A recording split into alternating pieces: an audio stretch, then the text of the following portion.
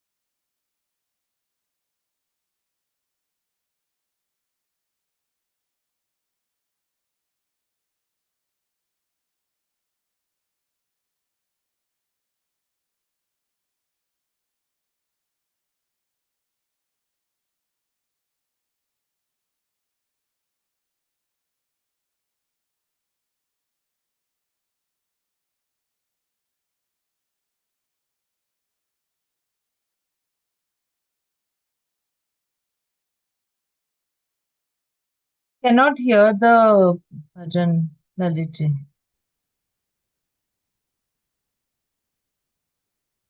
Hare Krishna, you can't hear the sound. Can't hear the sound. Let me see.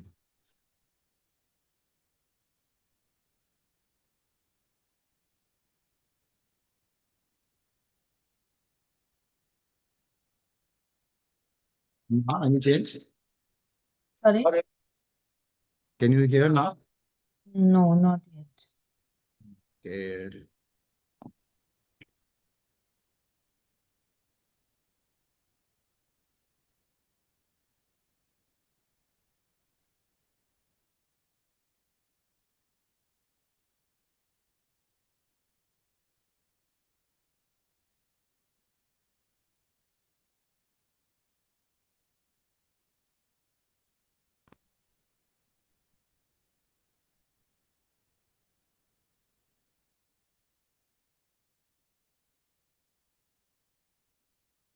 Hare Krishna, everyone. You can hear me?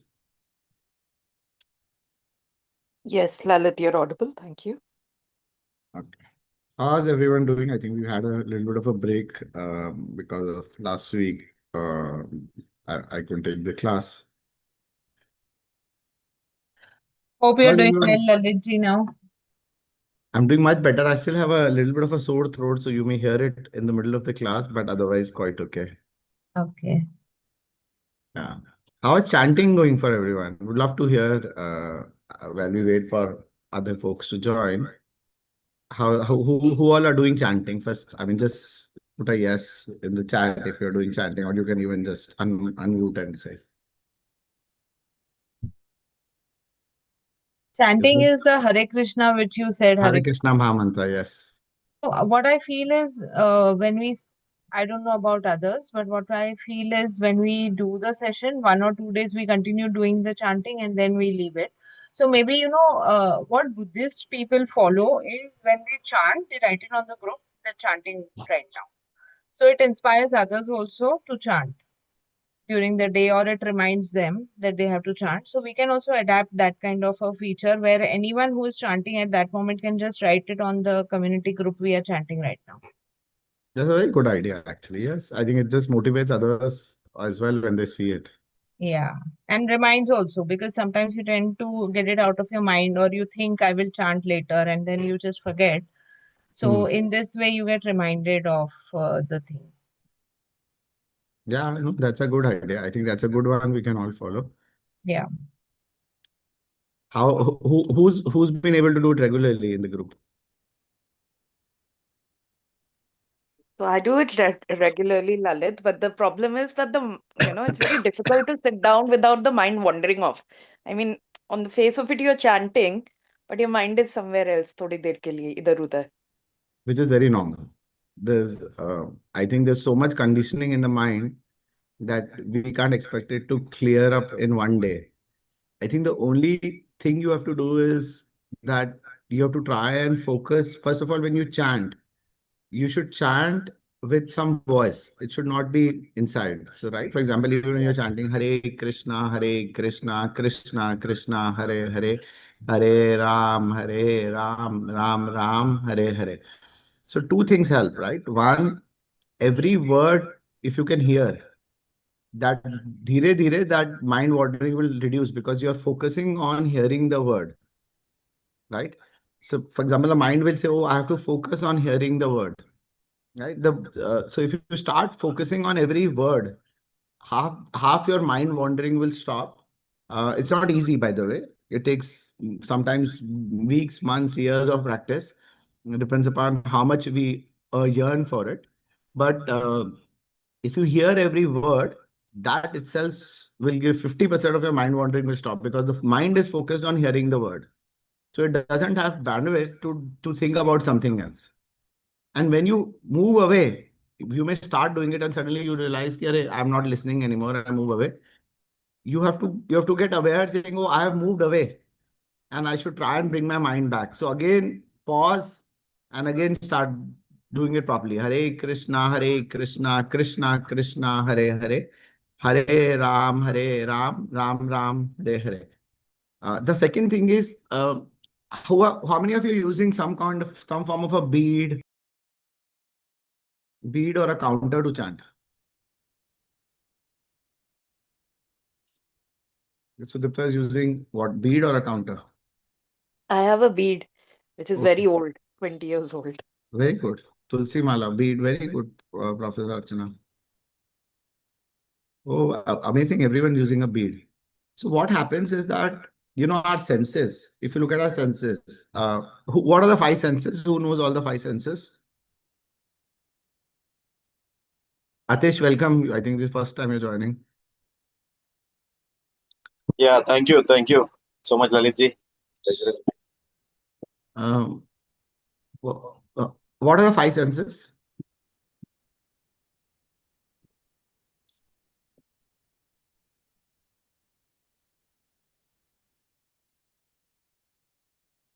Yeah, so these are the sense organs, Sanvi. Sanviji, these are the sense organs, but yeah, the senses are linked to the thought. Hear, smell, taste, tongue, taste, seeing, all of these are senses, right? Now, what happens is that when you are using your hand, your touch is also going on using it for Krishna. When your tongue is chanting, your tongue, when you say it loudly, instead of just doing it in your mind, when you say it loudly, your tongue is also used in talking about Krishna. Your hearing is also focused on hearing about Krishna, right? Overall. Sometimes it also helps to have a photo of the Lord in front. So your sight can also focus on Krishna, right? And if you have some flowers that you've offered to that, then the smell is also focused to the picture or to the deity or whatever you have. It all goes into hearing about Krishna. So key is that we can't keep our senses aloof, saying, "Oh, senses kuch nahi hai tumhare paas karne ko," and that's when the mind starts wandering. So initially, what helps is that all the five senses, if you can use it in hearing the holy name, then your mind wandering becomes very less, and you would really go in ecstatic chanting. I mean, chanting is not just ritualistic; it's ecstasy.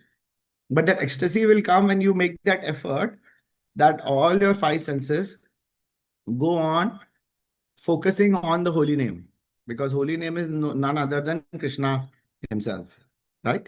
So the sight, hearing, taste, touch, smell, as Professor Archana has written, if you can use that in your chanting, you will see how big a difference it will make, because senses ही भगाती है हमें. कुछ smell आ गया, अरे खाने का smell आ रहा है, right? Mind अगर सोच नहीं रहा, सुन नहीं रहा, फिर ईयर सुन नहीं कर रहा तो माइंड उस पर फोकस नहीं करेगा, right? So like that, it's if you keep your senses if you use your senses for hearing and chanting the holy name, you will see what a big difference it will make, right? So try that in the next 2 weeks. And I think, as Reena ji said, it's a great idea that we basically, anybody of us is chanting and put in the group, "I'm chanting," so it motivates somebody else also to chant, right? It's a very good idea, actually. Yeah. Anybody else wants to share any experiences of chanting?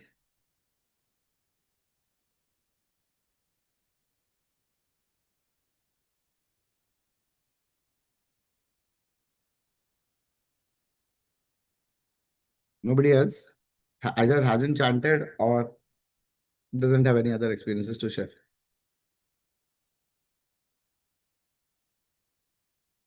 Okay, cool. So we will begin the third session today.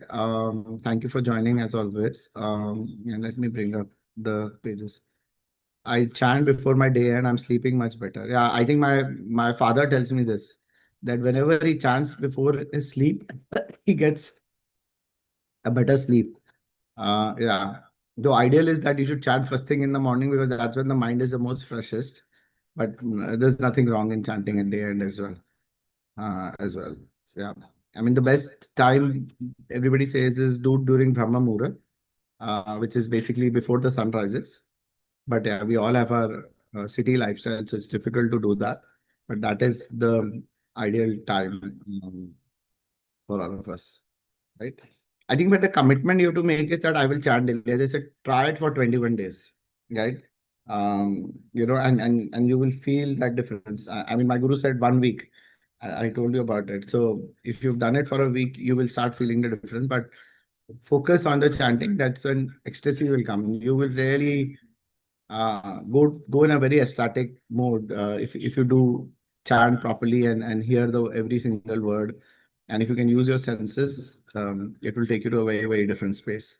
So yeah, keep trying, and as discussed, let's keep motivating each other by putting in the group. I think it's a great idea to be able to do that. Okay, without further ado, let me get the deck.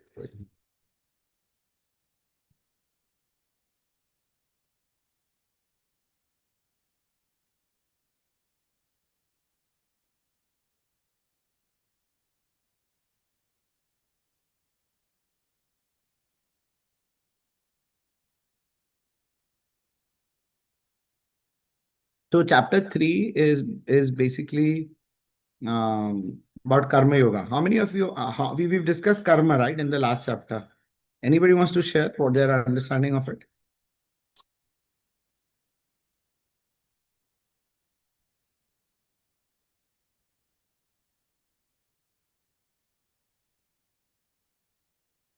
Yeah, everybody's forgotten, or we need a revision. So yeah.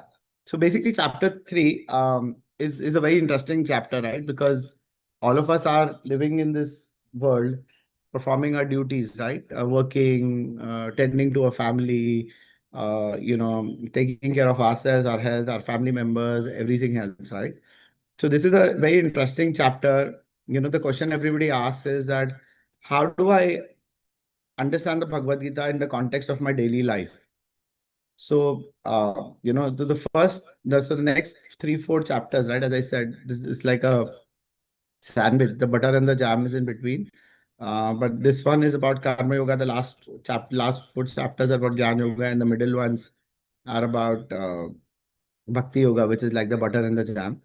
So we're starting with Karma Yoga, and Krishna starts with Karma Yoga specifically after summarizing the whole Bhagavad Gita in chapter 2, which was very elaborate as and it took us a few sessions to complete. Because after he's spoken everything to Arjuna basically says, yeah, but now should I renounce everything and go to the jungle? So now Krishna has to tell him, saying, hey, you should not renounce. You have to perform your duties. You have to perform your karmas. But how do you perform your karmas is what Krishna explains in these 3 to 7 chapters, and then 8 to 12 is bhakti, and then 13 to 18 is Gyan Yoga, right? Overall. So it's a very important question. In fact, it's for all of us. When I also heard chapter 2, I said, boss, ye hum kya kar rahe life mein, right? Bilkul hi waste ho rahi hai life. Should leave everything, go to Vrindavan and live there. So in a certain sense, Karma Yoga brings us back and makes us understand how to live life with with Krishna in the center, with the Bhagavad Gita in the center, right? So basically, it's chapter 2. If you remember the 50th verse, Yoga Karmasu Kaushalam, which basically meant yoga is skill in action, or excellence in work is yoga. yoga, we remember connecting to A, which is the Supreme Lord. That is the actual meaning of yoga.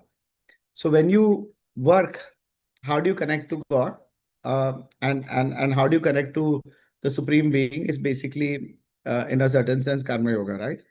It basically emphasizes that performing duties with mindfulness, detachment from outcomes, supreme efficiency, turning everyday task into spiritual practice, and then you'll automatically perform the best in what you do, right? So before we move, maybe it's a good idea to quickly revise chapter 2, right? It was a very exhaustive chapter, and basically chapter 2 is called Content of Gita Summarized. This chapter, of course, the acronym we are using is TREE, and we'll go one by one on the acronym. But I mean, let's cover the second chapter. Second chapter, we learn about GITA: Guru, identity, twin duties, and Atmaram. Those are the four things. So the first thing we learned that even though Arjuna was a great warrior, very learned personality, very bold, courageous, confident, a valiant fighter, still even such a person in life can encounter great confusion, great confusion, bewilderment, and indecision. And it's the same with us. We are what we are. We are unique. We are successful in our own parts of life, but we also face the same problem. And if you see carefully the problems Arjuna faced, I think the first problem he spoke about was bodily attachment to relatives and friends, and he didn't want to fight the battle. He wanted to turn away. We all in our lives have the same fear. We don't want our body to be attacked by disease. Like, for example, when COVID Corona came, everybody was scared. Everybody was like, I don't know if we'll live, survive, what will happen. Today also, small virus, small bacteria, we don't know. It just turns our life upside down, and we're scared of getting it, right? Uh, Forget this. None of us even like to see a white hair on our head. The Lalit first ji, time yeah. sir, your voice is breaking in between. We are not able to hear clearly. Oh, is it? Yeah. Let me see what I can do. Oh, Professor It Archana is is, saying it's it clear. is clear. Yes, it is clear, sir. For a couple of people had said it was not clear. Okay. Anybody else who can't hear? I'll try and see if I can change the connection. I can hear clearly, Lalit. Okay. So let's continue, Reena ji, and if it still has a problem, then Sure. I'll try and do this. Yeah. Can you hear? You can't hear. I can hear a few people who were complaining in between that they are not Okay. able So to if hear. you do that, please stop me, because I don't look at the chat all the time. Sure, But sure. please stop me, right? Thank you for doing that. Yeah. So none of us even like to see a white hair on our head. Forget that. When an insect comes in the house, you want to catch that insect before he bites you. He flies away. So even a sparrow or anybody else you're trying to catch, the spider will run away, right? So we all are so attached to our body, just like Arjuna, and and we can't get away from it. Another problem we face is we don't want our relatives to get anything also. We don't want our mother, father, husband, wife, children, etc. to get ill or die, right? We want to live forever ourselves, and we want our family members to also live forever. And if somebody passes away, we are in deep shit, if you were to call that word. We get so much pain like Arjuna felt, and we want to put an end to those suffering just like Arjuna wanted. um, Also, we want to know the goal of life. Why does this world at all exist? What are we supposed to do? Why are we here? And Krishna answers these two questions very clearly in the Bhagavad Gita. Why do we suffer? That's question number one. How do we come out of suffering? Which is what Arjuna was going through. It's for us. And secondly, what is the purpose of life itself? To act or not to act in a certain situation. So Arjuna, and while this was going on, Arjuna understood that no one else can be my spiritual master except Arjuna. And he surrendered to Krishna, right? That was the first point we discussed in the second chapter. Right? And all of you who've joined this class of the Bhagavad Gita, it's a commendable thing, right? Because this is possibly the most scientific book in the world, the most commented book in the world. Although it's about 5,000 years old, it's like old as gold. The values of Bhagavad Gita are appreciated by everybody worldwide. It is the book which has the maximum versions ever. People have written their own versions, even like Oppenheimer, Einstein, the big scientists, the great writers, everybody is appreciated the Bhagavad Gita. And in the first part of the second chapter, Arjuna accepts Krishna as a guru. Krishna Krishnam Vande Jagat Guru. And Krishna is not just the guru of Arjuna, he's the guru of all of us who are reading and listening and attending to the Bhagavad Gita. And Krishna will put a full stop to all our suffering and get us everlasting happiness. So that was the first part, G, which is guru, right? And by starting to make this endeavor of reading the Bhagavad Gita, Krishna accepts us as a student. And then you see how life keeps changing for all of us, right? Because he's there now suddenly to take care of us. The second thing we learned was I, which was identity, which is who are you? As we see from this body, urine, blood, stool is coming out. But we know we are not such things, such abominable things that come out. We are definitely not this. We are different than all of this. We learned about being the driver of the body and not not being the body itself. Just like we saw the analogy with the car and the driver of the car. We also learned about Atma and Chetna, so the consciousness. We can think, we can feel. We also saw the dead body doesn't do these things. It can't feel, it can't think, it can't move. Every living body, there is introspection, there is mental activity, there's purposeful action. And this is only possible in a living being, right? I also showed you about rebirth, right? How the soul moves from one body to another. And we heard stories of people who remember past lives. So we realize that we are a soul, we are not a body, and the soul moves from one body to another basis our karmas. And not just human bodies, it could be any of the 8.4 million species. Right? So somebody may ask, what is the knowledge of what is the advantage of knowing this knowledge? If people knew that we are not a body and a soul, there'll be no racism in the world, there'll be no fights, black and whites, Hindus and Muslims. Yesterday in Pakistan, yesterday or day before, Shia Muslims were attacked. Within Muslim communities, they were attacking each other. Right? If you all understand, there's a big bomb blast, right? Possibly in the worst among that's ever happened in Pakistan, and that also in a masjid. Right? So if you all understand we are children of God, we are souls of similar nature, then all of this will not happen. The wars that are happening around the world, they will not happen. So that's the importance of understanding this. The third thing, which is G, was Guru, I was identity, T was twin duties. So Krishna told Arjuna, Bhima and Bhishma are siding with Adharma. And to establish Adharma, they have to be killed. By killing, their only bodies are getting killed, they will get rebirth. So you have to establish Dharma, you have to perform your Kshatriya duty. We saw a slide on all the Kshatriya duties typically a Kshatriya is supposed to perform. We also learned about Swadharma, saying Kshatriya should do Kshatriya duties, Brahman should do Brahman duties, right? But we also saw some deviation happens. For example, Vishwanath Chakravarti Tagore, one of the great Vaishnava saints, talk about Dronacharya fell down from the Kshatriya level because he was a Brahmana, but he fought for the Adharma, on the side of Adharma, right? So we learned about it. Everybody has to perform their duty. And then we learned about spiritual dharma, right? Which is what Krishna calls as Buddhi Yoga. Right? Buddhi Yoga means, and Krishna will describe Buddhi Yoga later, as I said, in the 10th chapter, and saying, Dadami Buddhi Yogam tam yena mam upayanti te. Those who are constantly devoted to serving me with love, I give them the understanding, the Buddhi, right? By which they can come to me. So that was the whole concept of Buddhi Yoga. Right? And then that's how Krishna spoke about the glory of the devotional service. Right? Then Krishna told about many other things. He spoke about Karma Kanda, saying that people do activities to get material benefits. So they will pray to demigods, they will do Vedic formalities, they perform havans, so that they can get some material advantages. For example, people do havans to get kids. Farmers do havans to get good crops. Businessmen do havans to have a better year. We buy and do things on certain days so that it benefits us materially.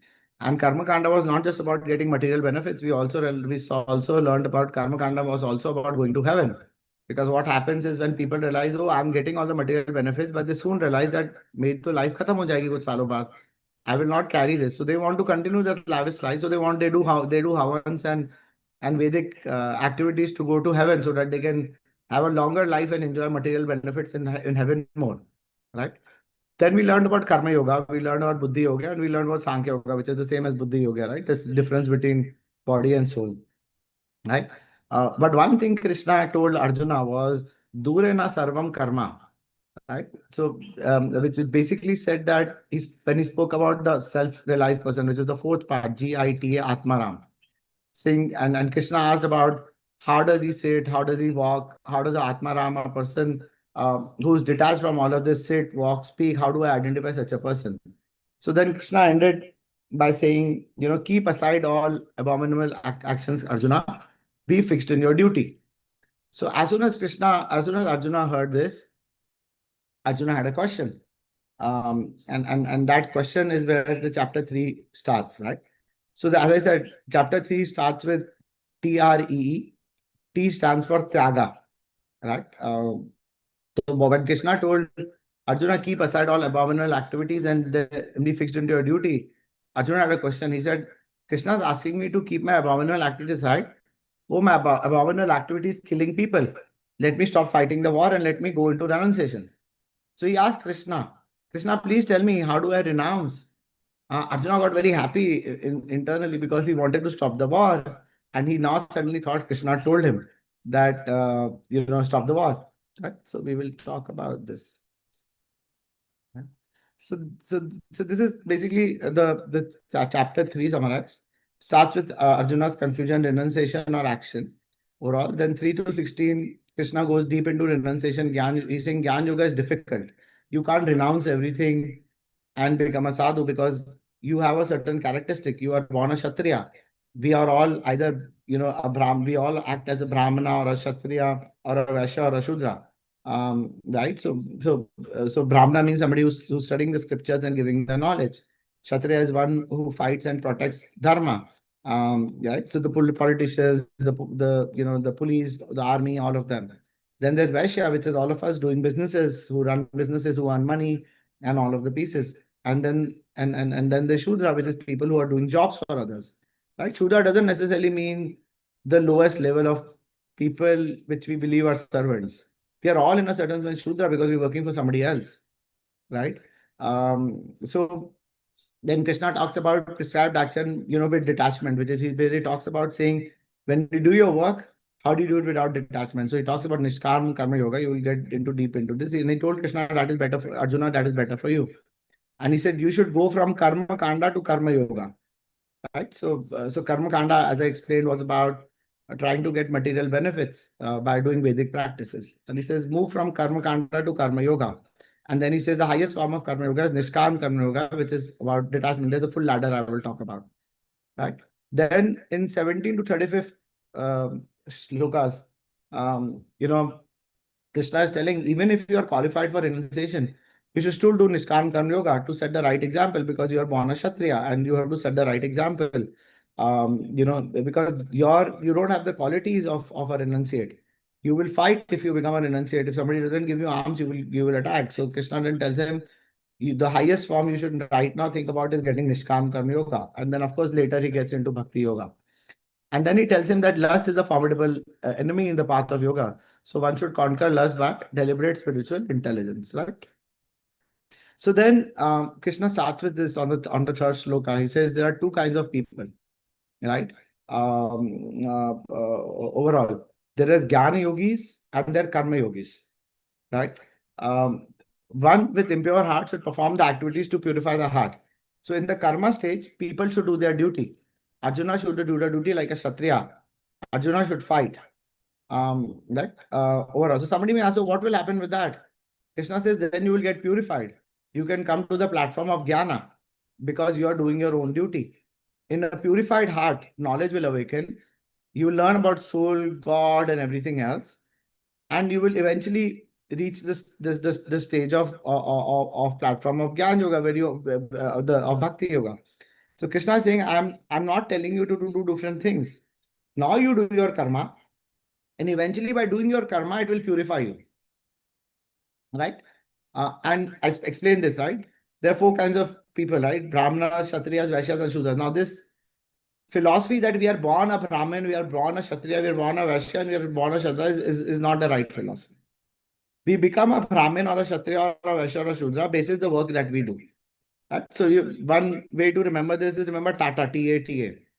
T is a teacher, A is an administrator, T is a trader, and A is an artisan. Right? Um, in every company, there is, and I'm giving you a company example because a lot of us have businesses or we work for businesses.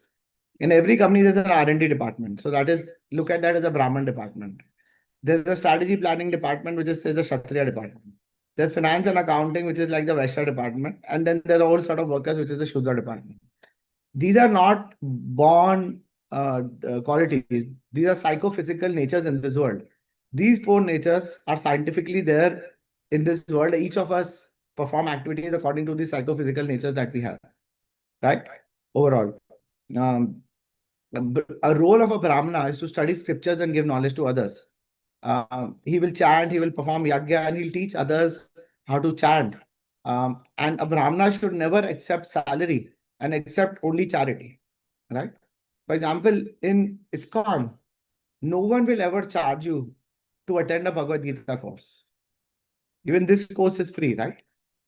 Because this knowledge is not knowledge to be given to others for money.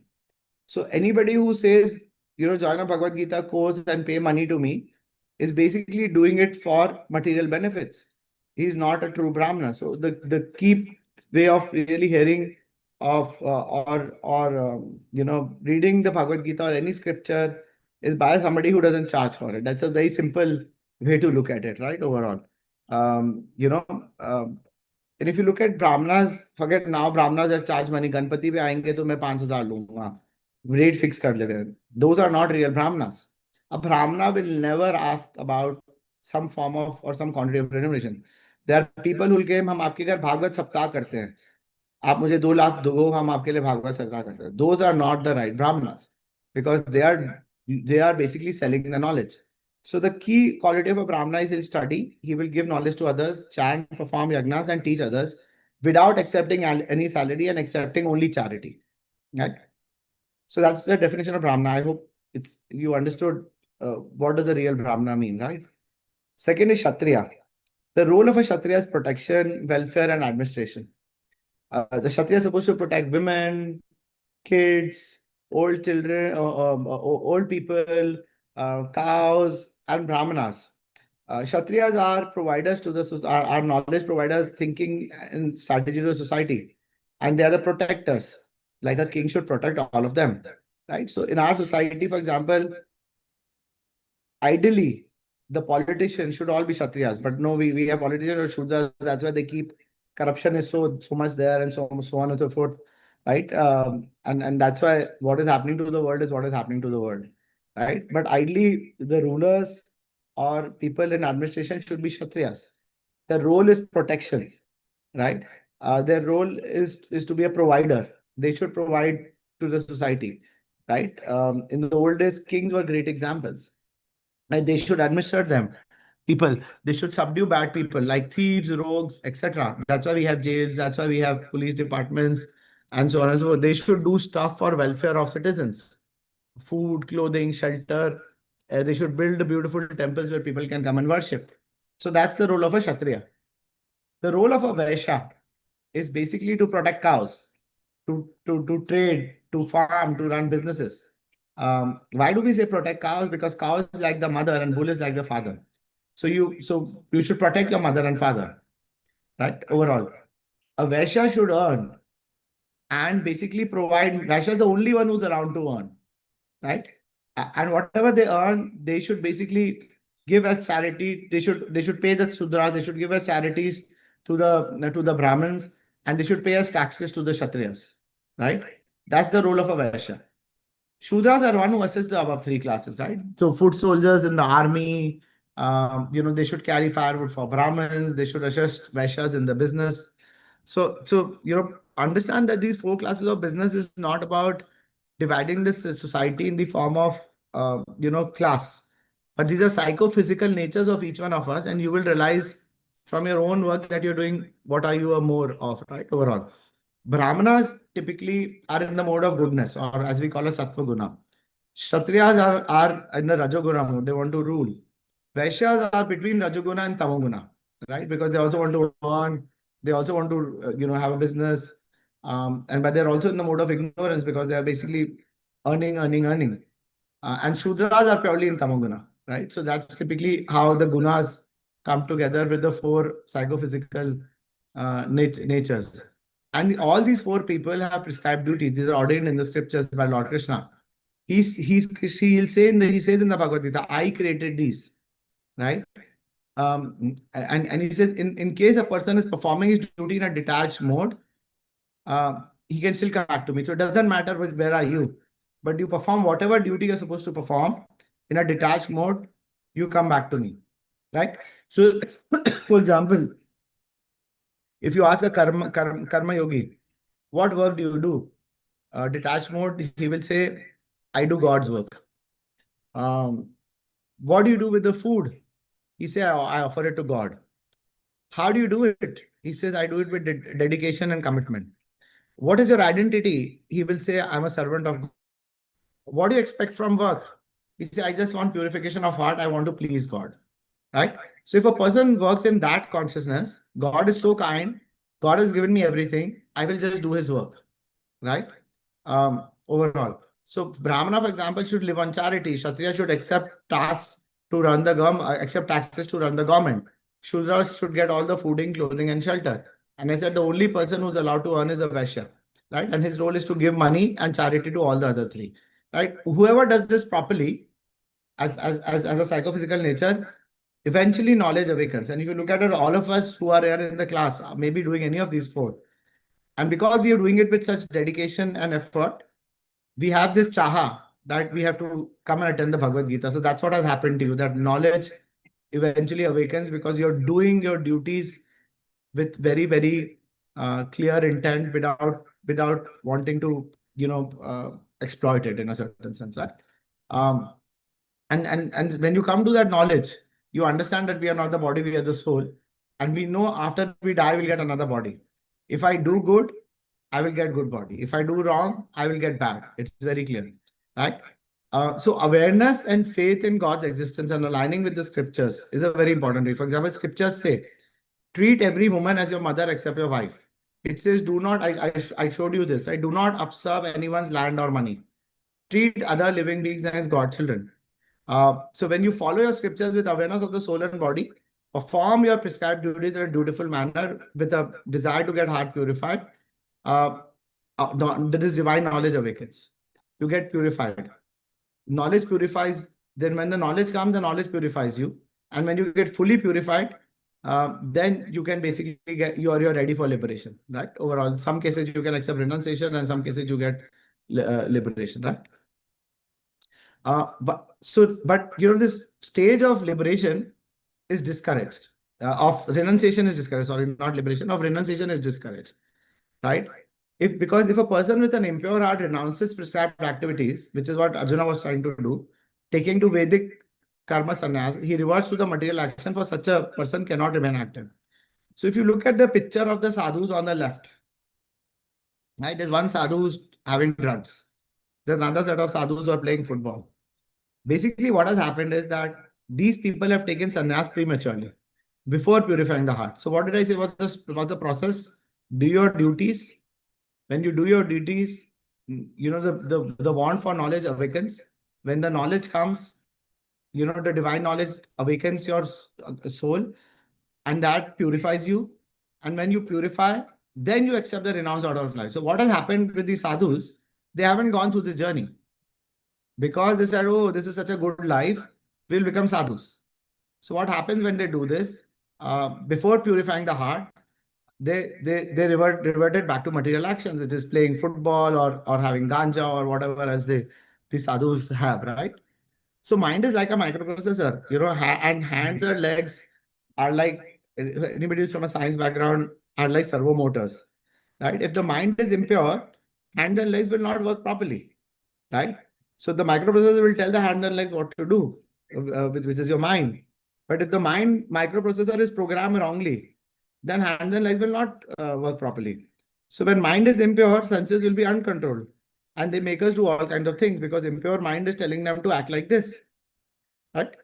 So although these people should actually be studying scriptures and teaching scriptures, why are they smoking and doing things like this? So Krishna tells Arjuna, if you go and become a sadhu, you will use your sword to attack people who don't give you charity. That is your nature. Right? With me, any questions? No, it's quite clear, Lalit. Yeah. So let's go to 3.5.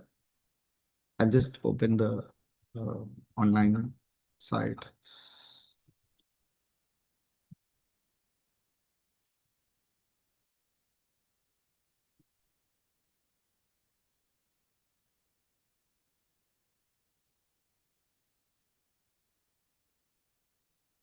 Can you see my screen?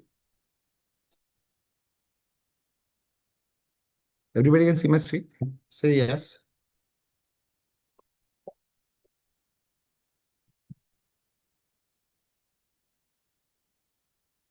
Okay. So can you repeat this shloka after me? This is 3.5, third chapter, fifth shloka. Right? Nahi kaschit shanam api Nahi kaschin shanam abhi. jatu tisthati akarmakrit Jatu tistati akarmakrit. karyate hi avasa karma Karyate hi avsaha karma. sarva prakarti chair guna.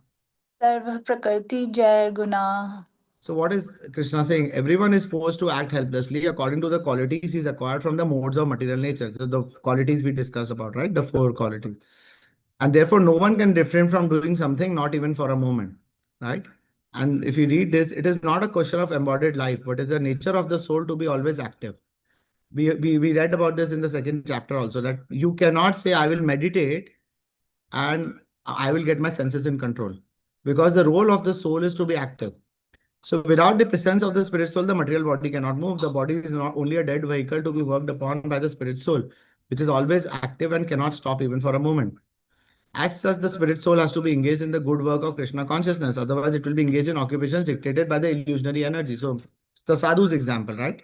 If they're not focused on God, they will do other things, right? In contact with material energy, the spirit soul acquires material modes. And to purify the soul from such affinities, it is necessary to engage in prescribed duties enjoined to the Shastra. So I spoke about the prescribed duties of all the four classes of people, right? But if the soul is engaged in this material function of Krishna consciousness, whatever is able to do is good for him. For example, if I'm a Brahmin and I become a policeman, I will never be able to reach this stage because that's not my nature. If I'm a Vaishya and I start doing a job, I will never be happy in my job, right? If that is my quality, if I have business is in my blood, and I want to do business, and that's what attracts me, and you get me to do a job, these people are miserable in life, right?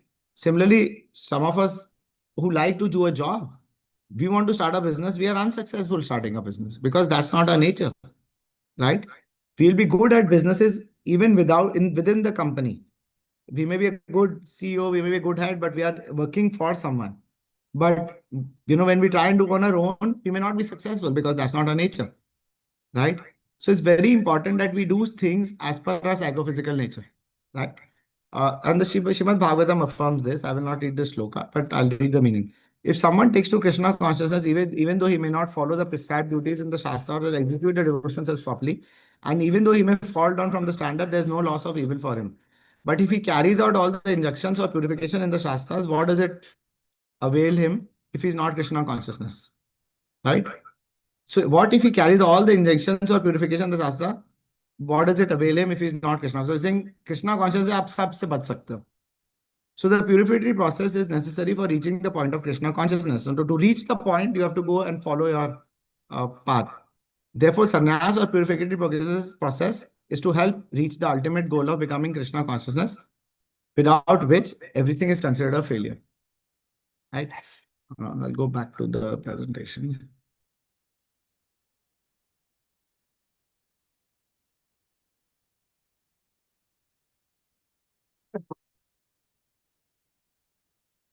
Right? So I think what did we hear? That one moment also we cannot keep idling because the mind is the impulses to act. So either we act rightly or we act wrongly. So if impurities are not cleansed, we should not prematurely renounce, right? So Krishna told Arjuna saying, do your prescribed duty, Arjuna, rather than take sannyas. You're trying to leave your activity and go to the forest. Do not do that. Then Krishna immediately had a question. If I perform action, will I not get bound by the action? So which is what we all know about karma, right? हमने कुछ किया उसका कुछ effect होगा. There'll be a cause and an effect. So what does it mean? For every action, there's a reaction. Now, if I'm killing so many soldiers, will skillful reaction not come to me? Right? So again, there's a very famous sloka, which is the 3.9 sloka. And I'll read it for you. At least there in the next slide, I think. That's not there. Okay. And basically, what is the sloka? It's a very famous sloka, right? Yagna arthat karmano anyatra loko ayam karma bandhana tad artham karma kaunteya mukta sangha samachara. So here the Krishna actually brings the concept of yagna. Okay, I'll put it for you so that you can see the sloka. Give me a second. It's a very, very famous sloka.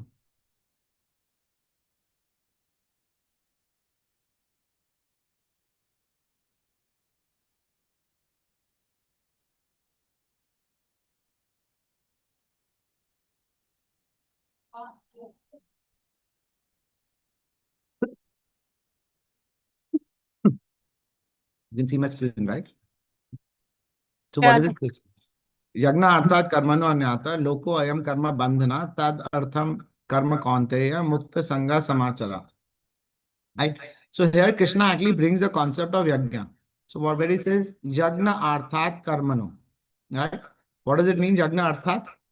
Done only for the sake of yagna or Vishnu.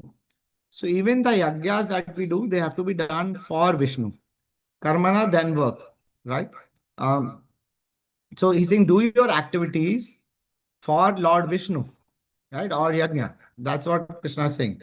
Then he says, Yagnuhi Vishnu, who says one who does all activities for the Lord, he will not have any bondage, right? Otherwise, he will have bondage. So what is Arjuna saying? Oh, when I kill, will I not get sin? So Krishna is telling him, when you do it for me, because I am telling you to do it, you will not get any sin. There will be no bondage. But if you do it without, Lord's asked, then you will get bondage, right? So what does it mean for us, right? By offering our yagna to God or becoming free from bondage, that's possibly what we'll cover now, right? So what we understand that thief or tyaga, renunciation or prescribed duty, but do not leave and everything go to the forest, right? So Tyaga Krishna told Arjuna, do your prescribed duty, don't try and renounce and go to the forest. That is not your duty. Now Krishna will make him understand how performing your prescribed duty and living in the society, living in a family, doing your profession, how can you follow what is called something called as the Nishkarma Karma Yoga. This is what we will explain in the slides ahead. Right? And basically Krishna will say, when you do that, you will get purified, knowledge will awaken, you will attain perfection in life, and you will then reach the ultimate goal of life, which is liberation and going back to Godhead. Right? Let me go back to the slide.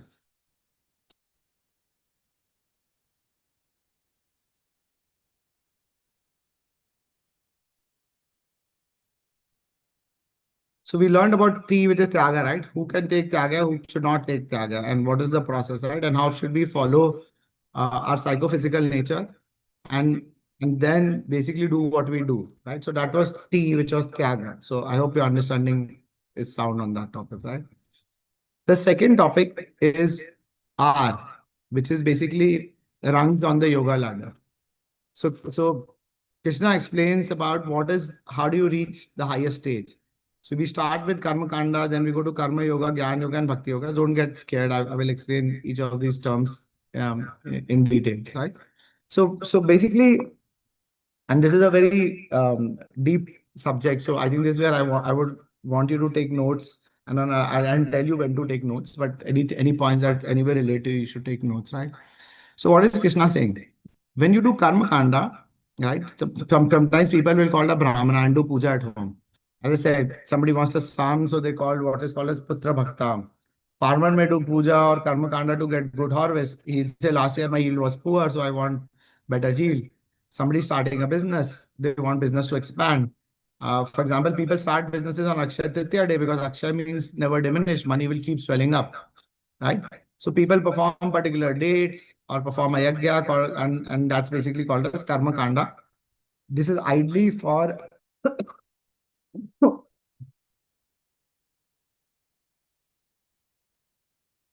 earthly, or as I explained, even for heavenly benefits. And both are called as karma kandas, right? And I explained why people will go for heavenly, because after doing yagna in their life, the person feels, hey, I have lots of wealth and facility, but my life is short. I will max live 100 years. If I go to heaven and I'll ask the brahmanas that you chant so many mantras for people to go to heaven, can you do it for me? And I can also go to heaven, right? Um, so now basically what this person has understood the concept of body and soul. He realizes that when the body is finished, soul will go to heaven. So then they will ask brahmanas to do such sacrifices, what is called as Jyotish Nama sacrifice. So he hears about it and does that yajna. And for doing this yajna, he offers rice, grain, ghee, silk, all of that, and fire. So the beautiful thing, right? Even I used to think like this. Any modern educated person would say, why should we put all this in fire? Shouldn't we use this to feed the poor people? You know, in between, I don't know how many of you know that there was this big thing about Ganesh ji having milk, right? So there's one thought of people saying, इतना दूध waste हो रहा है, ये क्या जा रहा है? Then people say, शिव जी को क्यों हम दूध इतना waste करते हैं? वो आदमी हम लोगों को क्यों नहीं दे सकते? Right? So that's that's an atheist mentality, right? So the person says, should we put this on fire? Isn't this a colossal waste of our wealth? What will you gain of it? So the answer, Vedas have the answer. They say the Yajna Kund is the mouth of Vishnu. The Yajnik fire is the tongue of Vishnu. So if you offer these things, it reaches Vishnu's and Devtas, and you can see the results, right? So your next question will be, is this all true? That, of course, the Vedas say it, so it's true. But you know, in a basic sense, the way to understand is like this, right? One boy got a wound on his knee. He went to the doctor. The doctor gave him 3 tablets. And he told him, you take these tablets for 3 days, this will dry up. The boy said, what? Why you give me tablets? I have a wound in the leg. Why should I put it in the mouth?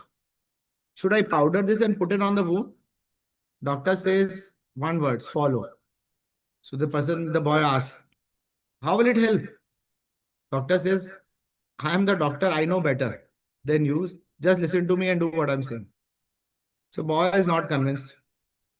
He takes the tablets for 3 days and suddenly his wound has dried and healed up. He's amazed. Similarly for us, the so-called educated people will basically say, how you put this in the Yagna Kund? How will there be prosperity in the world? It's like the boy, he's saying, मेरे को चोट तो पैर पे लग गया, आप मुंह में क्यों डालने को बोल रहे हो? Right? So Krishna says later in the Bhagavad Gita, he says, when you perform yagna, then with yagna rain comes. With rain, crops grow. When crops grow, grains come. When grains are eaten by human beings, it transforms into semen for men. And with that semen, men beget children.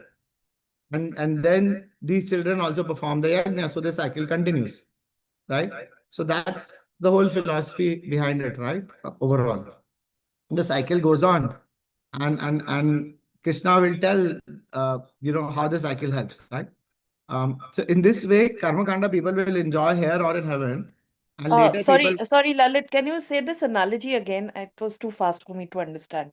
the boy story or just No, the no, the second one where you just said the this will lead to a harvest that will lead to okay, that. yeah. That one. So Krishna says that when you perform a yajna attracts the rain, right? When the rain comes, the crops grow. When the crops grow, grains come. These grains are eaten by human beings. This is what gives us energy. And it turns into semen for men because men get energy. That's how they beget children, right? And then, the actual cycle is children should continue to do this yagna. So that the cycle continues, rain comes, grains come, and the world moves on.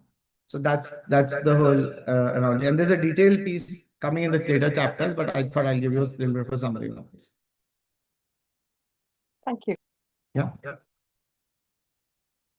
Just the cycle goes on, and in this way, karma kanda people will enjoy hell or heaven. Later, people realize heaven is also not peaceful. Even Indra is sometimes not peaceful. Rakshasas, Asuras sometimes attacking. We've seen so many stories of Indra getting attacked, right? So that's when person starts to think, which is this place in the world where I'll not have any issues. There'll be no old age, no disease, no dukkhas, no death. And why should I be trapped in this body again?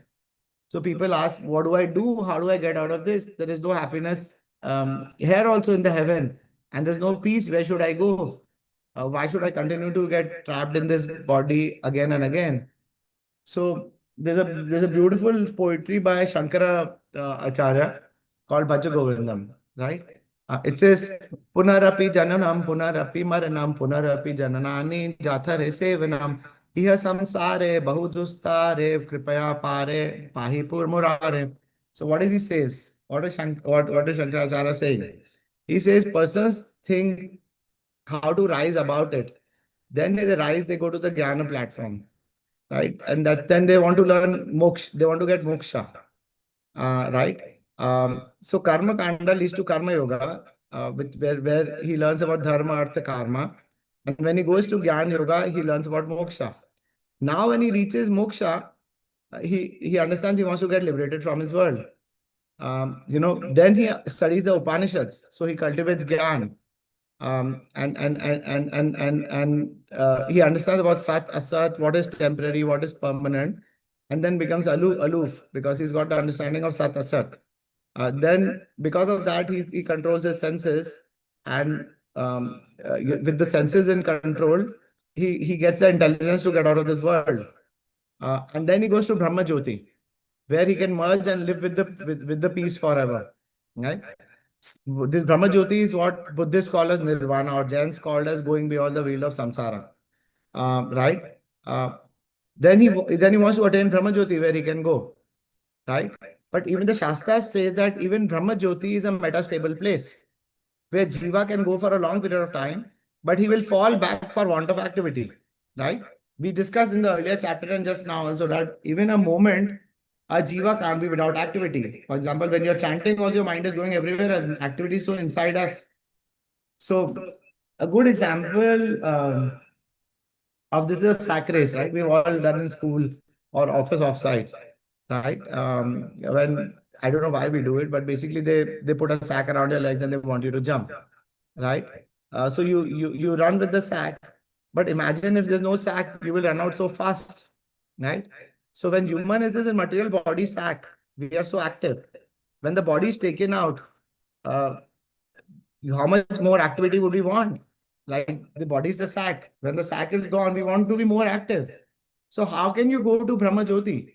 This whole concept that Buddhism and Jainism and even some of our other Hindu sects talk about saying, "Ab jaake mil jao Bhagwan se." There's no concept of mil jao Bhagwan se. There, right? You cannot be in a non-active mode in a Brahma Jyoti. They say go and merge with the light and be quiet and keep saying Shanti, Shanti, Shanti. This is almost like this is like going from negative axis to 0, 0. Right? The key for us is need to go to the positive axis, which is going to Vaikuntha, which is where the highest form of knowledge comes, which is Bhakti Yoga. And that's where the understanding of Krishna, Vishnu, Ram, comes in. Right? And Upanishads also have the understanding of that personality. He says, knowing God is the only way to find bliss, because being with God and performing activity is the highest form of liberation. Right? So Brahma Jyoti is also temporary, where we say we'll go merge with the light. Because the mind, as a soul, we cannot live without activities. Right? So in Yajurveda, there's a sloka. It says, Veda aham itam purusham mahantam adit varnam tomasa parastat tameva vidvati ati mirta meti na anya pantha vidyate anyanyaha. It's Yajurveda 31.18. You can find it, right? Then it further goes on to say, Tamish Varnam Paramam Maheshwaram Tam Devatanam Puramam Cha Daivatam Patim Patimam Param Parastad Vidama Devam Bhuvenesh with Midyam. What does it mean? He's saying beyond him, there is no truth. He's the ultimate truth. Vedas explain. He's the supreme person. He's the leader of all devtas. When devtas is in trouble, even they go for help to him. They go to the milk ocean, they go to Vishnu along with Brahma and ask for help. So for us, the highest form is to get to that level, which is the form of bhakti yoga. And Hanuman, Arjuna are great examples of people who've been there, right? So now you understand that even karma kanda is sakam. You have to move from, actually, I'll go to the ladder to you. Yeah, so karma kanda, right? It's here. So even karma kanda is sakam. When you move from karma kanda to nishkarma karma yoga, you're ready to offer the fruits to God, right? Right, because in karma kanda you're doing puja for your own benefit to get material or heavenly benefits. In nishkarma karma yoga, you give the fruits to God, and only purification is what you want. After purification, you come to the point of liberation. Ultimate service beyond liberation is eternal service to the Supreme Lord in Vaikuntha or the spiritual world. Right? I'll pause. Is anybody has any questions? Because it may get complicated, but I hope I try to get you a good understanding of the concept. So does this mean karma kanda is the action and karma yoga, which you said the nishkarma karma yoga is Yeah. the tyaga? So karma kanda and karma yoga is also action, right? Okay. But karma kanda is action for material or heavenly benefits, Okay. right? Nishkarma karma yoga is not for any benefits. That's the difference. Okay. Thank you. Anybody else?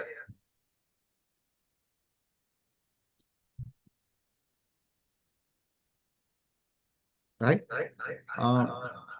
So, okay. So there are three types of karma. Just because you asked that question, right? There is vikarma, which is meant for lawbreakers. Basically, people who smoke, drink, kill animals, right? Karma, which is good work on material platform, which brings good reactions or punya. Then there's akarma. So vikarma, karma, and akarma. You should understand this. Vikarma, again, I'll say, is basically means lawbreakers, smoke, drink, kill animals. Karma is good work on material platform, which brings good reactions or punya. Akarma is devotional activities for which no one suffers, there are no reactions. So, for example, chanting that you all are doing, going to the temple, bowing to God, worshipping God. Right now, what you're doing is akarma. You're doing devotional activity, listening to Bhagavad Gita. Or when you share the knowledge of Bhagavad Gita, that is all akarma. So, vikarma, karma, akarma. Is that clear? Okay. Yeah. Okay. So, how many of you remember, maybe no, but I don't know how many you read it, but there was a sloka in the second chapter, it was 2.47, which was explaining the same to you. And very famous sloka, I think all of you repeated also. Karmani vadikaraste ma phaleshu kadachana ma karma phala heturbhur mate sango sattva akarmani. It says, Krishna says you have the right to perform your prescribed duty, but you're not entitled to the fruits of action. Never consider yourself the cause of the results of your activities and never be never be attached to not doing your duty. And we discussed in details on Krishna answers why we offer fruits to him, right? So there are so the lesson number one is thank God and offer your fruits to God. Why? Because everything is owned and controlled by him. When we were born, we saw the sun, the moon, we saw seasons changing, we see trees giving us fruit, we've seen cow giving us milk. Did any of us create these things? I didn't. I'm sure you didn't also. So then how do we admit that we are the owners of all these things? Right? Not only this, every morning, do you control the rising of the sun or setting of the sun? Any one of you does that? So somebody is controlling it, right? And Krishna says in the Srimad Bhagavatam, right? In the third canto, he says, Mad bhayat vati vato ayam suryas tapati mad bhayat. Varas tandro dahati agnir mityus charati mad bhayat. It says, it is because of my supremacy that the wind blows out of fear of me. The sun shines out of fear of me. And the Lord of the clouds, Indra, sends forth showers out of fear of me. Fire burns me out of fear of me. And death goes about taking a stroll out of fear of me. So he's the controller, he's the owner. First thing we should do is thank him, right? So the very simple formula. How can you accept anything beyond the quota allocated for you overall, right? So our quota should not exceed. And this is where I want you to take notes. So I'll talk about the quotas in life, right? Whatever we get in this life, we should not exceed our quotas, right? So if you want, you can take notes. I am happy to actually share my screen so you can also copy it.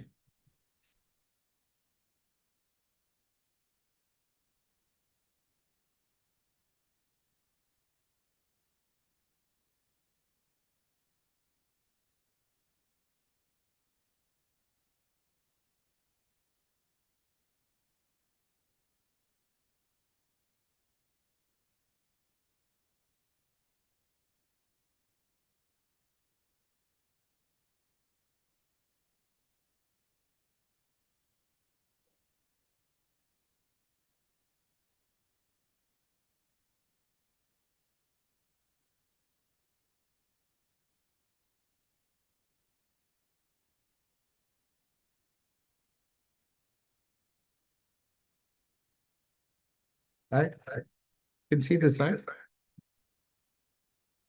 Yes. So the first quota we should be wary about.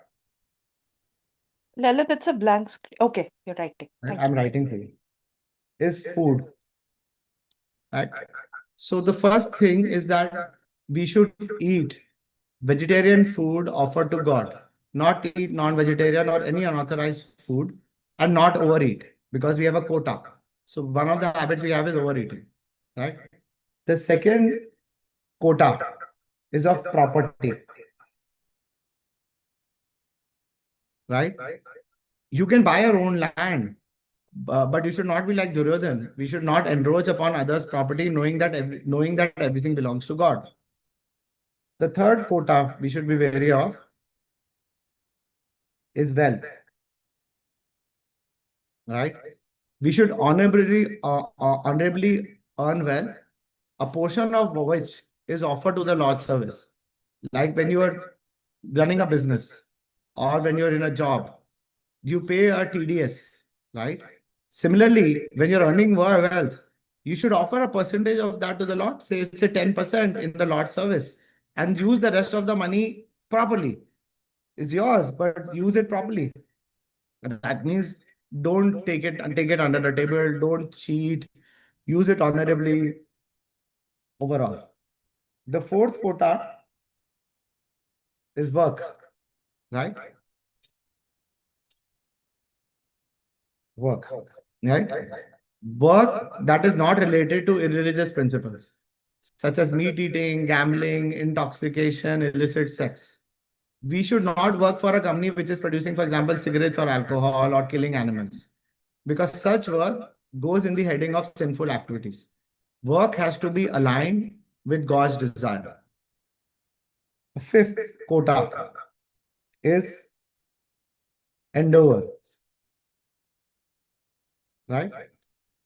You can do all the endeavors, but do not have greed for wealth and honor, right? And so because then when you do that, there's no time for God. This is not done out of greed for wealth and honor, but as long as you do endeavor and righteousness, it's okay. For example, some of us work 16 hours a day. We have no other time to do or think about God or do anything else. We should not work more than 8, 10, 12 hours a day maximum, so that we are able to give our time to God, right? Sixth is spouse, right? As per religious principles, you can marry, but one husband or one wife, and not maintaining any illicit relationship with everyone. Every other woman is mother, right? So that's, and every man is like your father. So that's basically how you have to uh, have your quotas, right? Next, spend whatever money you have in your pocket. Please accept that. Clearly demarcate between necessity and luxury. If you go too much into luxury, you will not have time for God, right? Uh, so that's the other thing. Yeah. Then, what happens to the pen?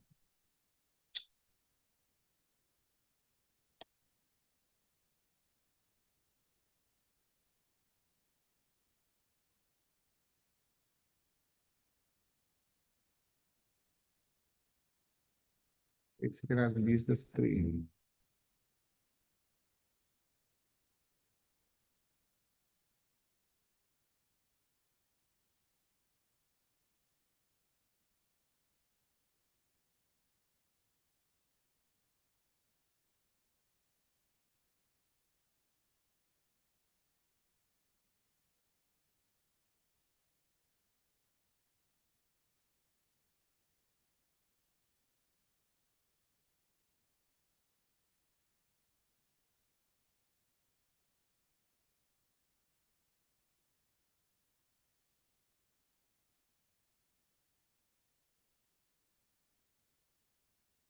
Yeah, you can see, right?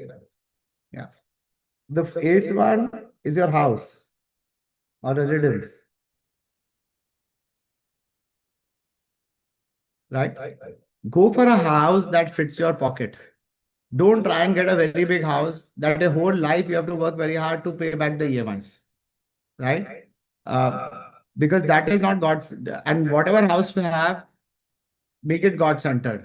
You should not be too greedy to increase prestige by one's possession of big houses, big bungalows, or vast tracts of land, right? If you're buying it for prestige, itself is a problem. So buy enough that fits your pocket. And for that, you can work for a few years and pay off. But some people try and stretch themselves and they're under so much stress. In that stress, you keep working hard, you try, keep doing other things. You sometimes you can't earn enough, so you try to do wrong things. And that's when you get into trouble. Right? Ninth one, position. Right? You can have a good position materially, or a spiritual position or a post, but accept it as a gift of God. Remember that it is an offering by God, and thus using that position to serve others in the mood of the servant of the God is the way to really manage your position. You should not use your position to indulge in politicking or increasing your influence and power or getting followers for self, aggrandizement like Duryodhana, Shakuni, Dushasan, others did, right? Overall. 10th,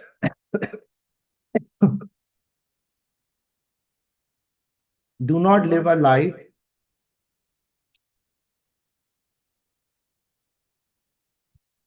for domination, right? Do not indulge in animal slaughter, abortion. Animals are put under us for protection. A soul comes into our mother's body for protection. So when we abort, it's a great sin. Killing cows is a great sin because they are all coming to us for protection and not domination, right? 11th, sleep, right? Yes, sleep, but sleep should be healthy. 6, 7, 8 hours, whatever is necessary. Sleep by 9 or 10 p.m. Do not sleep like 12, 14 hours. Sleep has to be healthy enough to be serve God, and oversleep is unnecessary. 12th, recreation. Of course, it's called vihara even in the scriptures. So do your walking, yoga, play game, swimming, all is okay, right? But except what is favorable to Krishna, which means don't do recreational activities like reading dirty magazines or novels, right? Or watching unholy movies or unholy videos, right? Or pornographic content and stuff like that, right? So recreation also has to be controlled. It's so amazing. All of this is given in the scriptures, right? 13, even sports, right?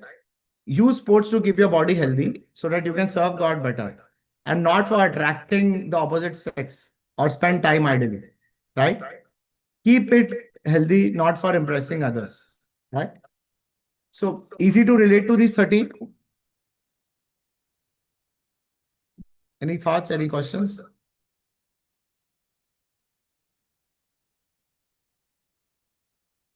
Uh, Two questions. One you said was the fourth one, which was work, right?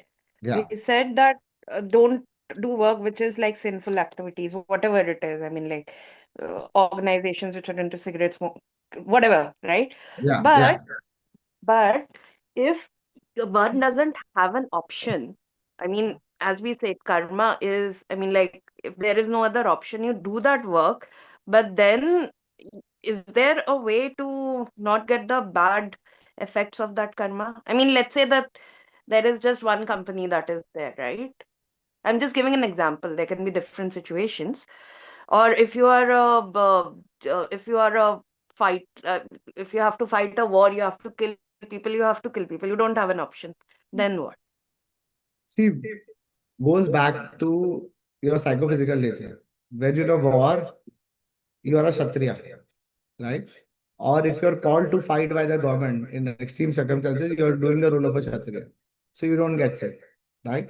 But the same soldier, if he goes out and kills his neighbor, he will still get sick and he'll still go to jail, right? So as per your psychophysical nature, do what you have to do. It is never an option. You don't have an option to not work for to work for a company which does illegal stuff. You can always get out of it. What will happen? You will get a lesser salary. You will get a lesser position. Worst case, right? But why would you get sin by helping doing whatever you do for the company? For example, I work in a consulting business and we work with all kinds of companies. But I'm very clear, I will not work for a company which does alcohol. I will not work for a company that does gambling. So casinos and stuff are off me. I will not work for a company which sells cigarettes. I will not work for a company that sells meat or makes meat. It's a which may mean that I may lose out on an interesting project or a promotion. I'm happy to do that. Why would I take a sinful activity which will bind me for so many lives? We always have a choice. There's never that we don't have a choice. That's the beauty of why, the reason we are in this material world is because Krishna gave us a choice. He said, stay with me or try and be your own God or your own controller. And then we come down and we want to be our own controller. We realize we are not the controller. So choice is always there with us, right? But why would we want to do things which we know are not right? Thank you. The other question was the sixth one, which was the spouse. Now we said something around the monogamy, but Krishna himself had so many wives, na? 16,000. Whatever. I don't know. I'm just asking this. So, So this is a different topic that Krishna had so many wives. okay. It's Krishna's, okay if we yeah, can answer it we should later talk also, about it sometime later. later. Yeah, yeah, Right? yeah. We should talk Got it. about it later. Krishna accepted those 16,000 wives as service because when he went to the demon to kill the demon who had his 16,000 princesses with them, the demon, when he killed the demon, nobody would wanted to marry these women. So to give them respect, right? Krishna accepted them as a husband and he performed the role of a husband with them. Was it for illicit sex? Was it to get attraction to women? None of that happened. Same principles holds for us, right? We are not, if we do it for illicit sex because we get attracted to somebody, that is a sin. One husband, one wife, what we've accepted is what we've accepted, right? So, and the Krishna's wife, there's very beautiful stories on that and deeper understanding on it. We'll get into later, but just to give you a summary, I'll cover. Thank you. Anybody else?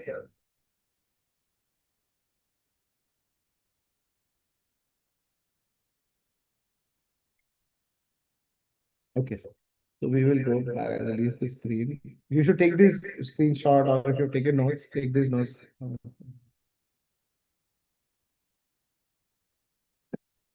Sir, I feel I really relate to what you just said, all those, values, if I may call them so. I think this will offer us personally a lot of peace of mind if we follow all these principles basically. And I think this is where we would win in life.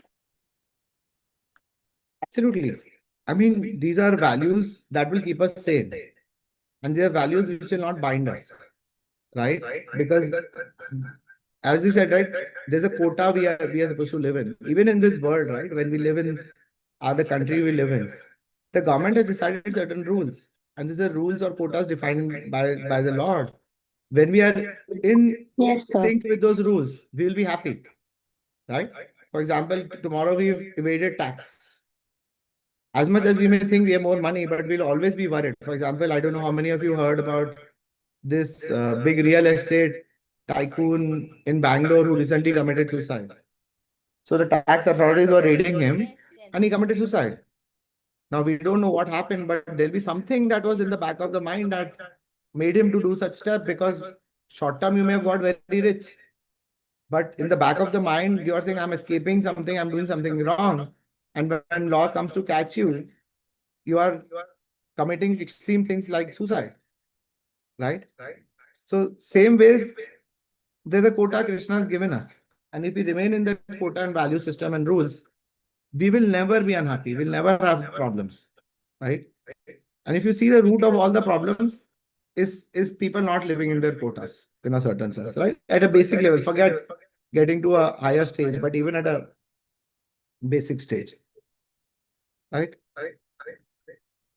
So I'm glad, I think you related to it, and so think about it, right? How can you live a God conscious life, right? The food we eat, nobody can manufacture it. Krishna says in the Bhagavad Gita, the sun and moon are my two eyes.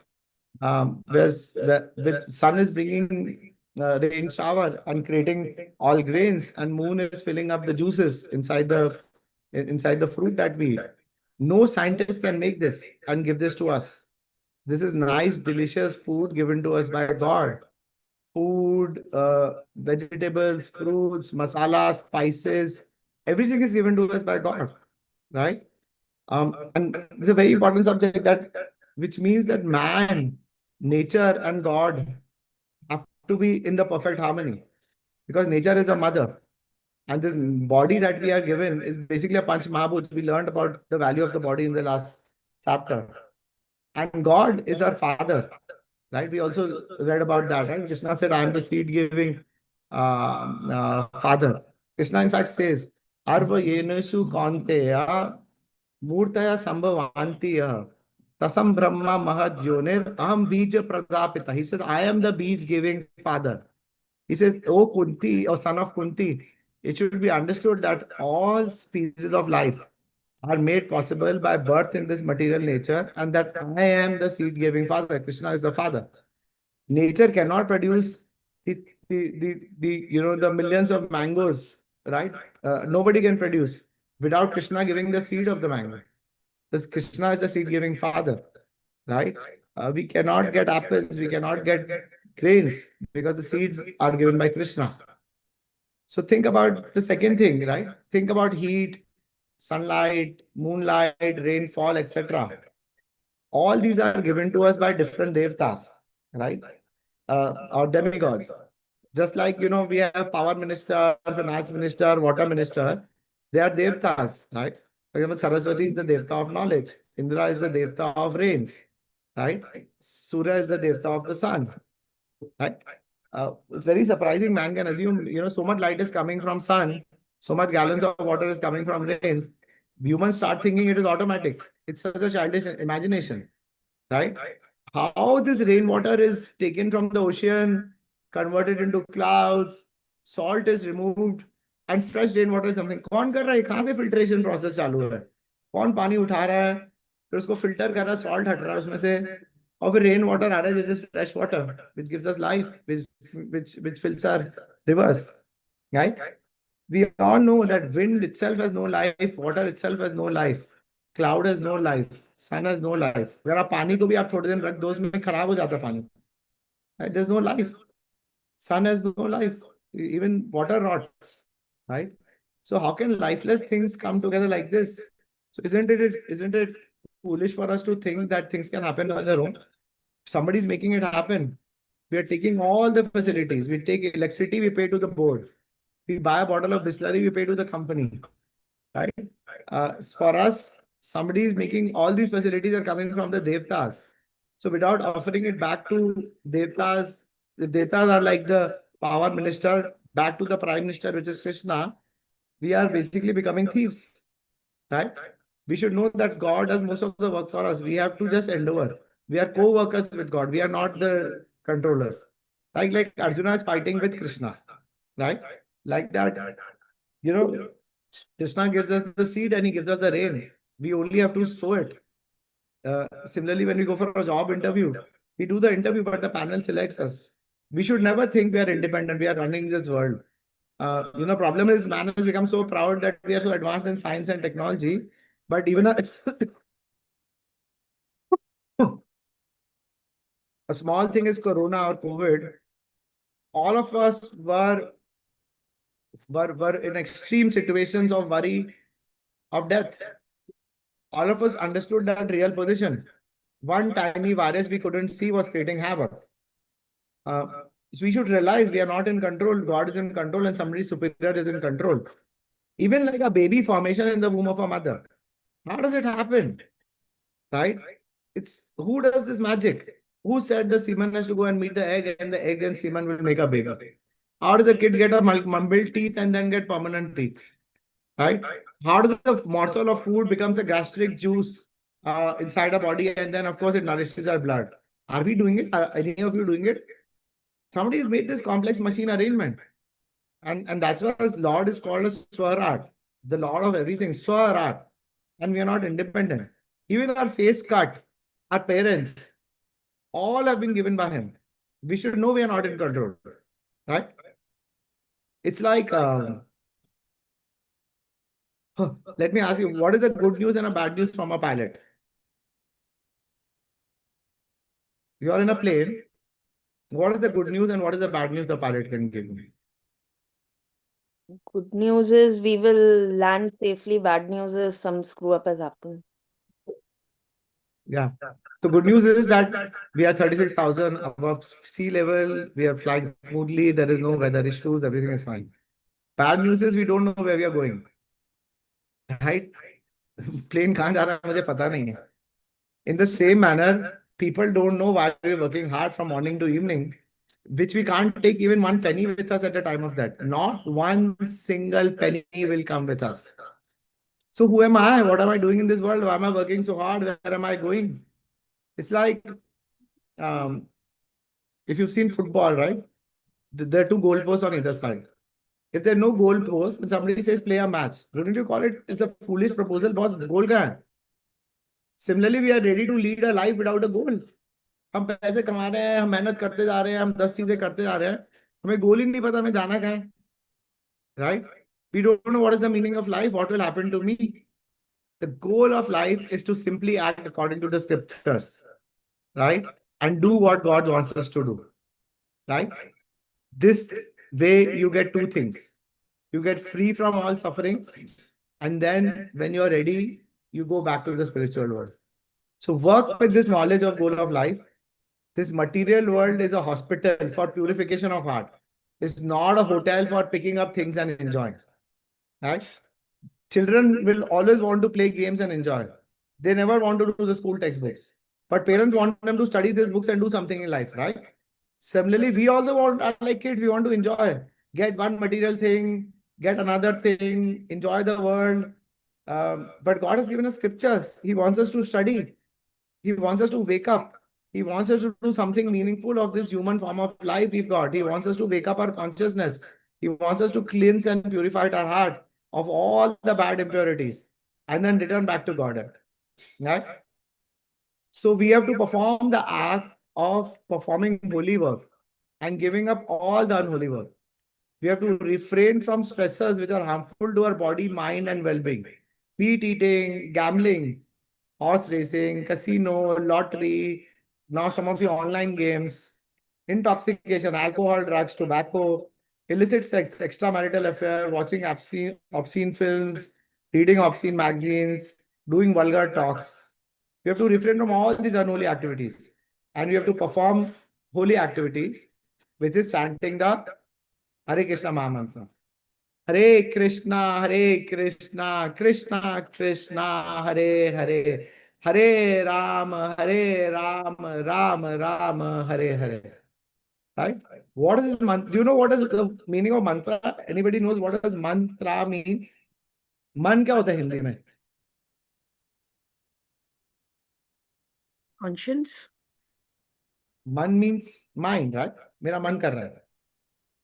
Right? Tra means deliver. So the mantra delivers the mind. Right? And that brings us back to the original question. Yoga, what does it actually mean? Yoga literally means union in love between the soul and God. Yoga means we have to establish this connection of our soul with God. Right?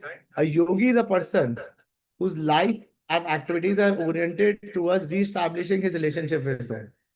And anybody can be a yogi. You can be a doctor, engineer, professor, housewife, businessman, whatever. You can, as long as you're able to revive your loving relationship with God through bhakti yoga, you become a yogi. Right? So I've spoken about aligning with God and so on and so forth.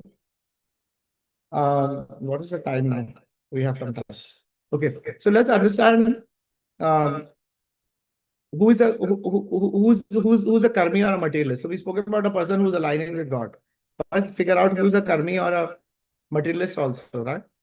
So karmi is a person or a materialist is a person who does not know the science of God, right? Who says, I am the controller, I am the enjoyer, I want more and more money, I want women, I want control. A karmi wants to be in control of money, situations, and people all around as his wish. But he's never satisfied with the millions of dollars he has. And this is called as fruitative activity.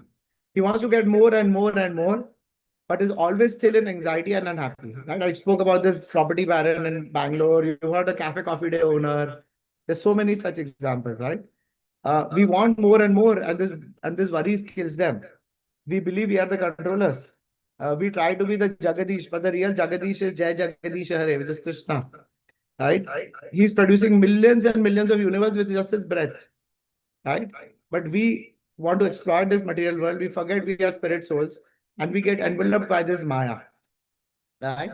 And then how can you get free from this Maya? How can you attain mukti? Right? That brings us to another understanding, right? Of a difference. We'll go back to the karma kandi stage, and I'll take you to the ladders also of life. But the difference between an atheist and a karma kandi is like this. Atheist has no faith in God and scriptures. A karma kandi has faith in God and scriptures. An atheist wants to enjoy material desires with no regulation. They are like pigs, cats, dogs. They can have sex with anybody. They can sleep with anybody. They can do anything with anybody. But a karma kandi enjoys material desires with sanction from God. There's a very famous story sometime back I read, right? It was a story of a very rich merchant who went to a five-star hotel to stay in a room. And they sent one woman for the night. And when the woman reached his room, he was shocked because that woman was his daughter. His daughter was in the city replicating the story of his father trying to earn more and more money. And then she got frustrated. She started selling her body, right? And then he realized what he had done in life, right? So for the sake of enjoyment, people will do any nonsense, right? Earlier, if you remember, liquor shops used to be hidden in some bad places, right? If you've been to places, for example, Gurgaon near Delhi and some other places, right? Now there are multi-floor fancy liquor shops, right? Lots of people think they can go and do whatever they want. They can buy whatever they need, right? And atheists will do whatever they do. But karma kandis will enjoy with quota, the quotas we spoke about, right? Atheists get punished for sinful activities because they have no quota, right? Similarly, atheists, so I said atheists will get punished for sin. Karma kandis will not get sin, has not get punished. Atheists will have no purification, become more vicious. A karma kandi will get purified, give up envy, and feel dependence on God. An atheist will be considered as a thief because they take the supply from God, nature, and demigods without worshipping, without performing any worship or gratitude. Right? A karma kandi is not a thief, as they express their gratitude and worship through yagnas and regulated lifestyle as prescribed in the scriptures. Right? Although the karma kandis will enjoy, but they enjoy with permission from God. It's like a kid, right? Um, Kid is saying, Mama, Mama, I want gems or chocolates. Mom gives him or her 3, 4 gems. He says, I want more. Mom says, not today, I'll give you tomorrow. The same kid now goes to his father's wallet, takes out some 20 rupees and buy 4 gems packets and eats. Right? Now somebody may say, क्या फर्क पड़ रहा है? Mummy कल देने ही वाली थी, उसने आज खरीद लिया. But there's a difference. The big difference is mother gave him as per quota. She knows that if he eats more, his tooth and stomach will be a problem. But when he took the father's money and bought the 4, 5 packets, he had stomach ache and everybody came to know. Right? So atheists will do anything to enjoy whimsically and then they will suffer terribly. Right? Of course, none of us are atheists here, right? Because, that's why we are here for the Bhagavad Gita class. But even as some religious people, we want some enjoyment. But we need to get sanctioned enjoyment. And that is the lowest platform of getting your journey started in a spiritual manner. Right? And that's why Karma Kandi is the first basic form. So Krishna tells Arjuna, Karma Kandi jaise karo तुम छोड़ के संन्यास मत करो, अपनी अपनी duty के हिसाब से अपना काम करो. Right? Overall. At least start with that stage, right? Right? And then, of course, as karma kandis, when we start doing things in alignment with God, we become pious, we perform austerity, we offer sacrifices, we hear knowledge like all of us are doing today, we associate with saintly people, and that means gradually we move towards the kingdom of God. The atheists will fall down and they get punished in hell overall, right? With me?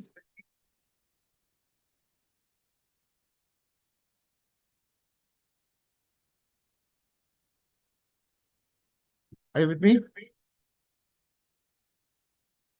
So this is the what we call as the extended yoga ladder, right? People start with animal life, like which is like atheists, dogs, cats, living a free life, all of that, right? Doing the same things, right? A karma kanda does sanctioned enjoyment, right? A sakam karma yoga, right? Will you accept only from God?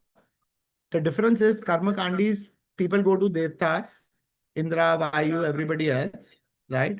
But yoga means internal supreme lord. A sakam karma yoga means that they will do activities for the pleasure, but they may still ask for wealth, fame, etc. But they will give a share of that to God, right? And they will do it for the pleasure of God. They'll perform the yagnas, they'll perform all of that.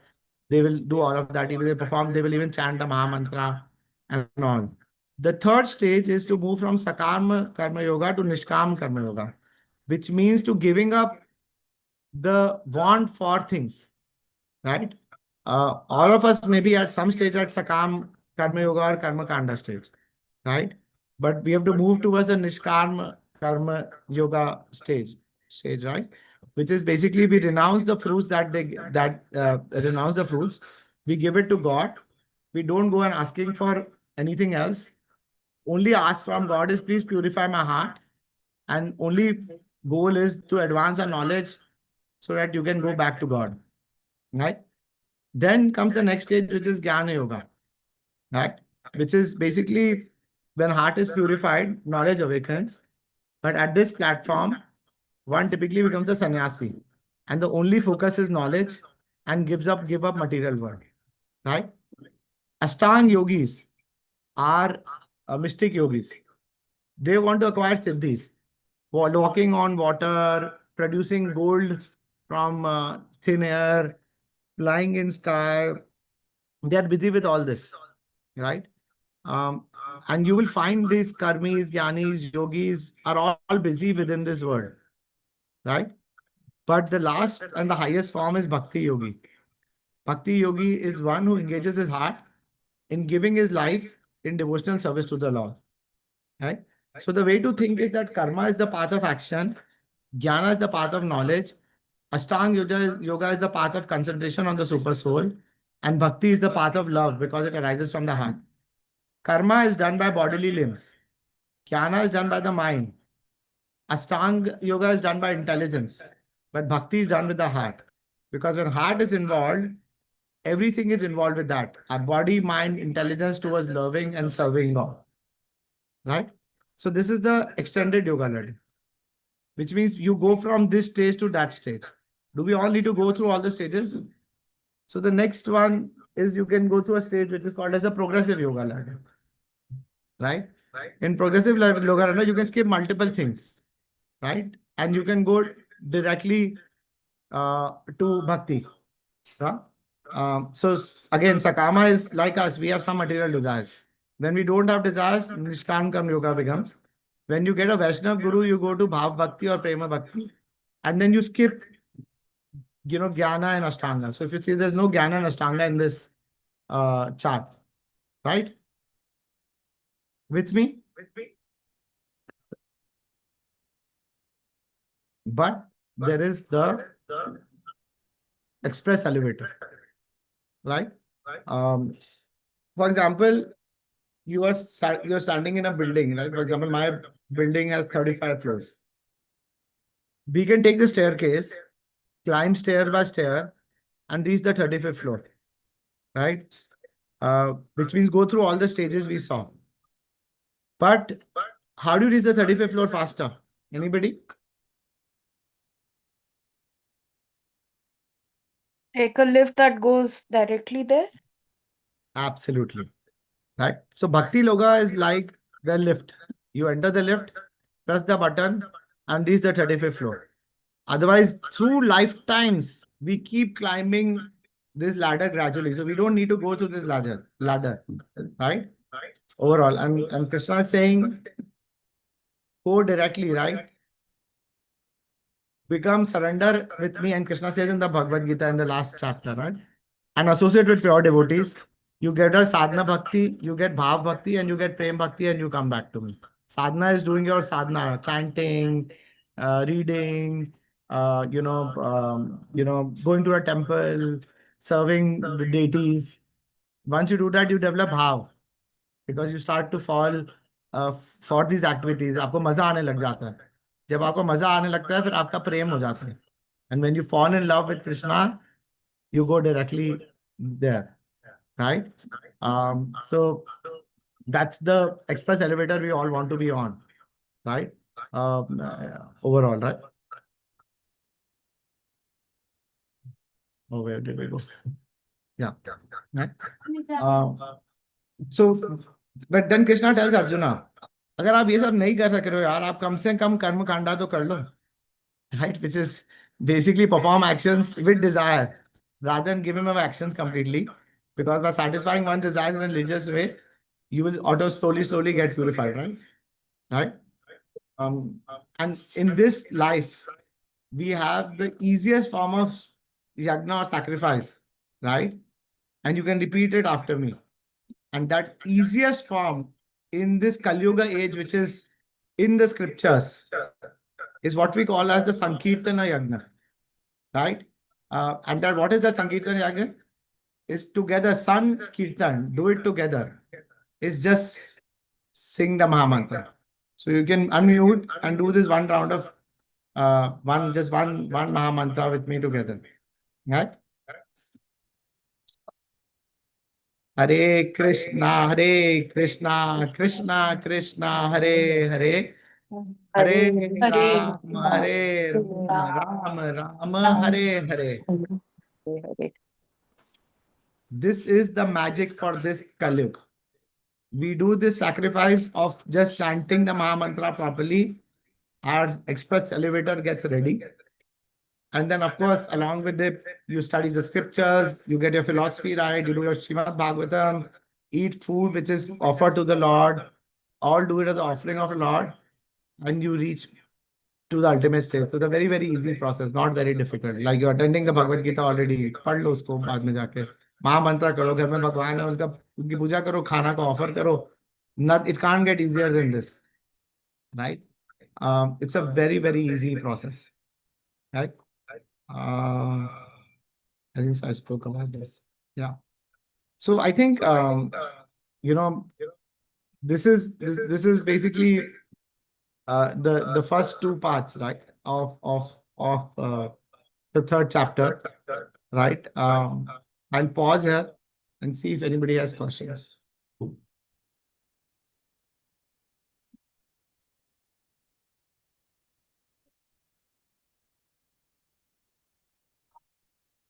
Any questions? Anybody?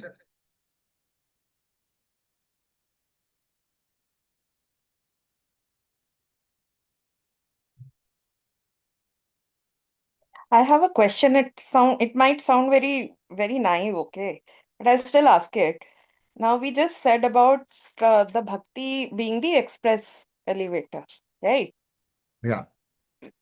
So let's say in this life I have bhakti, I reach the express elevator. Obviously, I'll be reborn again. Next life में क्या guarantee है कि मेरे को यही करूंगी, मेरा उतना दिमाग रहेगा, I have that knowledge with me, फिर से मेरे को शुरू से शुरू करना पड़ेगा? ये तो बड़ा गड़बड़ है यार.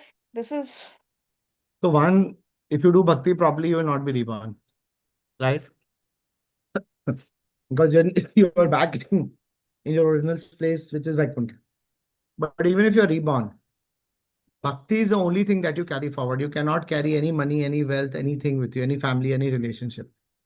Bhakti, if you're stopping at 25%, you will start at 26% in your next life. The only thing that you carry with you. You will be born in a family which will allow you to and get in an environment which will allow you to do this bhakti. This is the only thing you will carry with you. Right? There's so many stories of different people. I spoke to you about the story of Bharat Maharaj, for example. I don't know if you remember, right? There's so many stories of people who exactly carried on from this life to the next life. I don't know if you've seen this 5-year-old boy in Vrindavan who goes around giving lectures, very, very famous on Instagram. उसमें इतनी intelligence कहाँ से आई है? 5 साल का बच्चा पूरी world में जाके भगवत गीता भागवतम महामंत्र सुना रहा है. कहाँ से आ गई 5 साल में? हम तो उससे ज्यादा इंटेलिजेंट है. बिकॉज पिछले जन्म में उसने 95% भक्ति करी होगी तो भी 5% कंप्लीट करने अभी आया. That is become a preacher, right? Whoever in this world, you, all of you also, you've done bhakti in your last life so that you're attracted to bhakti in this life. Otherwise, you cannot get attracted. The environment will come, the situation will come. You may be born in a very pious family, which allows you to carry this forward. This is the only thing that you can carry. There's nothing that you can carry from one life to another life, because there's a logic and a science. Because this is when you do bhakti, your intelligence gets purified, right? Why are some people good at some things and bad at something? Because that's the only thing they carry from last life. जब आपकी intelligence भक्ति से भरी होगी तो आप उसी stage से आगे बढ़ोगे, right? Also because bhakti is the only thing that remains with the soul. The rest stops with the material body, right? Mind doesn't carry. Intelligence and soul carries. So that's why bhakti will always be with you. You will exactly start from 20 to 21 in your next life, 25 to 26, 67 to 68. That's how bhakti takes you ahead. So it's a path that will always take you clear to Krishna. It's upon how fast you get into it and how seriously you follow it, whether you go back in this life or good. In fact, there's a very nice video I'll show in the next class. But अच्छा सा viral video is going on. I'll show it in the next class.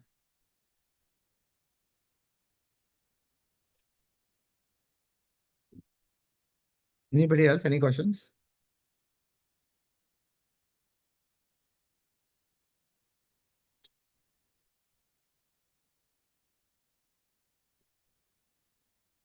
Okay, so we'll end here for the day. And then next Sunday again, catch up. Yeah. Yeah.